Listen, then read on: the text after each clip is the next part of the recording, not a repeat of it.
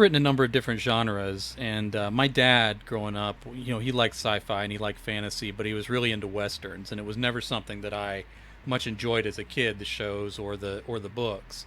And some of the first westerns I wrote were kind of cross-genre stuff, and then I wrote a few short stories that were kind of straight westerns. When we look at something like The Night Silver River Run Red, was your dad into westerns, like normal westerns, before he picked up your book? He was, even before the Civil War stuff. He was always like dragging us on vacation to Calico Ghost Town and places like that. So, and he had the Time Life Western books. Yeah. So it was kind of always there in the background.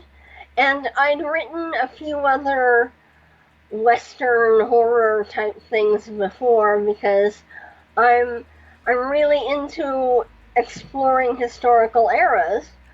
Partly because I'm lazy and technophobic and can't keep up with the modern era, so it's a lot easier for me to be able to go back to Viking times or the Old West or ancient Rome Hmm.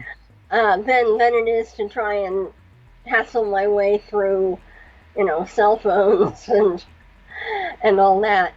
Um, so yeah, he was into that. It was familiar to me, um, and it was just again with the different eras and settings. It's a chance for me to play with language, Hmm. which is I think what at the core I'm really all about. The language, the dialogue, the setting, the feel and flavor of it all. Hmm. That's what does it for me. I've been a very outspoken fan of the splatter westerns that Death's Head Press has done, and Lake Infernal was great, and obviously it won the award. There's part of me that feels like The Night Silver River Run Red was probably one of the best showcases of your talent, because I picked up I was picking up your short stories earlier on, and I really didn't have a feel for how many of those you were writing in comparison to novels and that sort of thing.